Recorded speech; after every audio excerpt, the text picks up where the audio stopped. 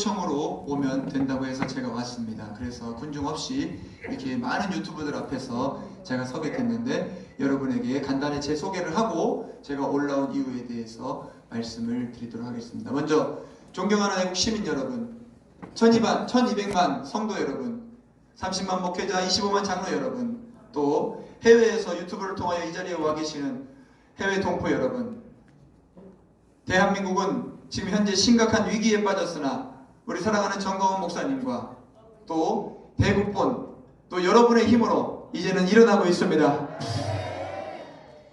대한민국은 교회와 함께 심각한 주사파의 공격을 받고 있습니다.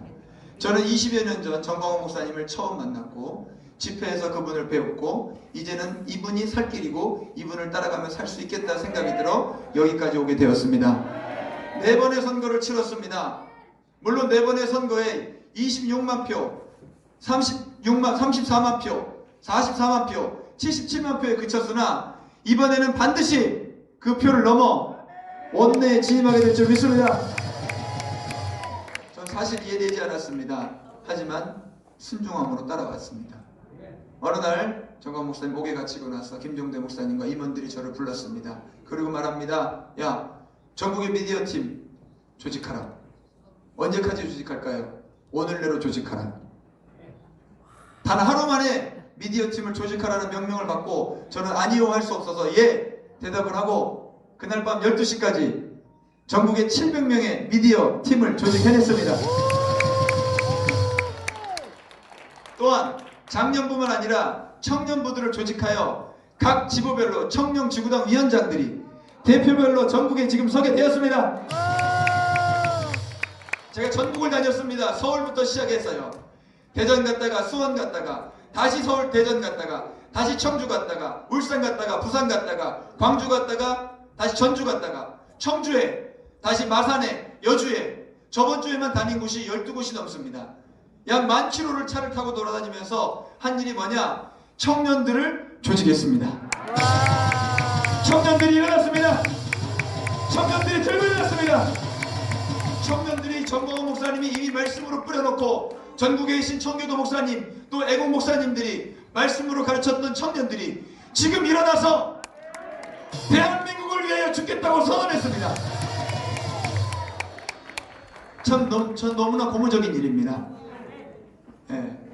제 소개는 이 정도로 하고 이제부터 제가 올라온 이유에 대해서 말씀드리겠습니다. 제가 속해 있는 기독자유 통일당은 대한민국의 시작입니다. 1945년 9월 한경진 목사님은 평양에서 최초의 당, 대한민국에 아무것도 없을 당시에 기독사회민주당을 창당하셨습니다. 왜냐하면 김일성의 무리가 저쪽 러시아로부터 밀고 내려와 북한에 자리 잡을 때 정치는 정치로 맞서야 된다. 절대 정당이 없이는 저들을 이길 수가 없다. 대한민국에 아무 정당이 없을 때 한경진 목사님이 만든 것입니다. 다시 그 한경진 목사님이 북한에서 밀려 내려와 남한에서 만든 당이 기독민주당입니다. 잠깐 제가 역사를 하나 설명하면 1990년도 당시 노태우 전 대통령 또 김영삼 총재, 김정필 총재가 3당을 합당하여 만든 당이 민주자유당입니다. 그 당이 나중에 신한국당이 되었고 그 당이 나중에 한나라당이 되고 새누리당이 되고 자유통일당이 되고 자유한국당이 되고 마지막 지금 미래통합당이 된 것입니다. 불과 30년밖에 되지 않은 당들입니다. 그 당을 가지고 지금 대한민국을 집권하겠다고 덤비는데 사실 우리 기독자유 통일당은 1945년 대한민국의 역사와 함께하는 당입니다. 최근에 만들어진 당이 아니고 대한민국의 역사의 시작이 바로 기독자유통일당이었다는 것입니다. 유튜브 여러분들 이해되십니까? 네. 유튜브 여러분들이 여러 같은 성원에 힘입어 한 가지 더 말씀을 드리면 그 기독자유통일당이 신생당이 아니라 이미 대한민국과 여기까지 함께 했다는 것입니다. 이것을 이승만 대통령이 받았다가 다시 이 당을 김종국 목사님이 다시 조영규 목사님이 그리고 전광훈 목사님이 김종국 목사님의 유언을 받아 바로 이 기독자유통일당을 지금 만든 것입니다. 저는 반드시 원내에 들어가리라 믿습니다. 자, 대한민국에서 동성애 차별금지법 이슬람을 막아줄 다른 정당이 있습니까? 없어요. 다른 대안이 있습니까? 없어요. 저는 미래통합당을 지지합니다. 미래통합당 후보는 저는 찍어야 된다고 생각합니다. 하지만 거기에만 맡겨놓고 있을 수는 없습니다. 우리는 더 이상 믿을 수가 없습니다. 싫은 게 아니라 이제는 더 이상 국회에 들어가서 기독교를 대변하는 목소리, 우리 기독교를 대변해달라는 게 아니라 차별금지법 동성애 이슬람을 막아달라는 이 목소리를 낼 사람이 없다는 것입니다.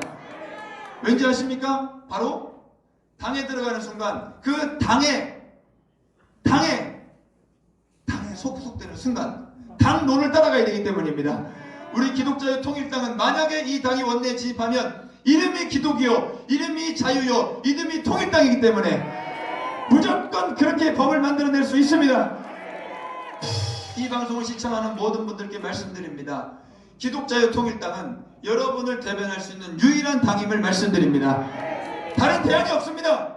많은 목사님들 얘기합니다. 전광훈 목사님이 입이 거칠다, 전광훈 목사님이 너무나 혼자 독단적이다. 제가 물어봅니다. 그만큼 이랬습니까? 그럼 다른 대안이 있습니까? 미래통합당이 30년 동안 이 대한민국을 석권하고 모든 걸 맡겨줬는데 과연 차별금지법을 막아줬습니까? 공수처를 막아줬습니까? 선거법 하나도 막지 못하는데 계속해서 맡겨둘 수 없어서 기독자의 통일당으로 이렇게 나오게 된 것입니다. 어떤 이들은 얘기합니다. 아니, 목사가 정치하면 되냐? 여러분에게 이 말씀을 참고로 드리고 말씀드리겠습니다. 정교분리의 원칙에 의해서 과연 교회가, 목사가 정치할 수 있느냐? 결론부터 얘기하면 할 수 있습니다. 정교분리는 미국의 제1대 워싱턴, 2대 아담스, 3대 제퍼슨 대통령이 만든 법으로 정교분리의 3원칙은 이와 같습니다. 첫째, 정치는 교회를 핍박할 수 없다. 둘째, 정치는 교회의 책임을 매길 수 없다. 셋째, 정치 지도자는 교회 지도자가 될 수 없다. 뒤집어 얘기하면 교회와 목사님들은 정치를 할 수 있는 것입니다. 대한민국의 첫 번째 국회가 시작될 때도 종로에 이윤영 목사님이 맨 처음 사회보고 나와 기도로 시작했던 것이 대한민국입니다. 왜 교회가 정치하면 안 된다고 하는 것입니까? 이것은 일제시대에 독립군들이 또 교회에서 독립운동하는 것들을 막기 위하여, 교회의 입을 막기 위하여 일본군들이 거꾸로 적용을 시켰기 때문에 대한민국에 이렇게 알려지게 된 것입니다. 또 박정희 대통령이 잘한 것 99% 다 많지만 하나, 약간의 독재를 위하여, 그때 시대는 어쩔 수 없었습니다. 대한민국이 잘 살려면 어쩔 수 없었습니다. 그때 당시에 교회가 너무 바른 소리를 하니까 입을 막으려고 너희 교회는 교회 것만 해, 정치는 정치만 할 테니 라고 말한 것이 지금까지 흘러와 정치와 교회는 분리된다, 교회는 정치하면 안 된다는 거짓에 속은 것입니다. 이제는 아닙니다. 유튜브 여러분에게도 한번 물어보겠습니다. 자, 교회는 정치해도 됩니까? 네. 정치해도 됩니까? 네. 정교 분리의 원칙에 의하여 해도 되는 것입니다. 지금 한국교회는 심한 위협을 받고 예배까지도 위협을 받고 있습니다. 헌법에 보장됐기 때문에 예배 금지라는 말은 못하고 집회 금지라는 말로 예배를 압박하고 있는데, 만약에 기독자의 통일당이 원내에 들어간다면 이 주사파들을 싹 쓸어내고, 이 주사파들은 본인들이 원하는 민주당 이인영 대표가 말했던 총선 후에는 동일노동 동일임금, 토지 공개념, 모든 국민이 평등하게 먹고 사는 세상. 자, 물어보겠습니다. 유튜브 여러분들 한번 대답해 보시겠습니까? 그런 나라가 있습니다. 지금 어디 있습니까? 어디 있습니까? 만약에 기독자의 통일당이 원내에 들어가게 된다면 그 사람들이 원하는 대로 북한으로 보내주면 될 것입니다. 북한이 이주법을 만들어 보내주면 될 것입니다. 만약에 대한민국에서 다시 주사파가 손을 잡거나 김일성, 김정일, 김정은을 칭송하거나 사회주의를 주장한다면 이제는 기독자유 통일당의 이름으로 절대 용서하지 않을 것입니다. 절대 용서하지 않을 것입니다. 기독인들이요, 또 애국 성도들이요, 이번 선거는 마지막이 될 수도 있습니다. 대한민국이 자유 대한민국으로 존립하느냐 아니면 공산주의가 되느냐는 기로에 서 있습니다. 정치를 하느냐 마느냐, 교회가 그걸 해도 되느냐 마느냐를 따질 때가 아니라 자유 대한민국이 사라지면 교회도 예배도 없는 것입니다. 우리는 이제 마지막으로 일어나서 반드시 이승만 대통령이 자유민주주의, 자유시장경제, 한미동맹, 기독교 입국론을 세운 대한민국을 지켜야 될 것입니다. 지키는 유일한 방법은 한경진 목사님이 세웠던 기독사회민주당, 기독민주당, 다시 말하면 지금 있는 기독, 자유, 통일당, 코로나19를 이기는 19번 기독자유 통일당입니다. 다시 말씀드립니다. 코로나19를 이기는 19번 기독자의 통일당.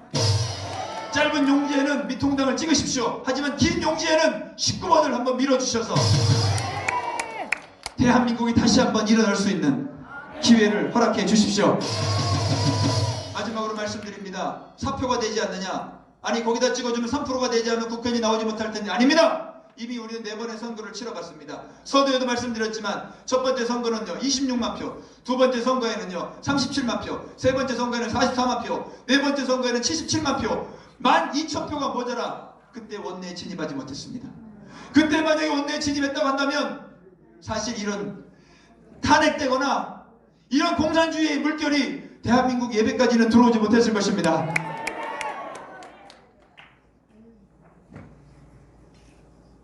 이번에는 몇 명이 들어가느냐가 문제지 되는 것은 확실합니다.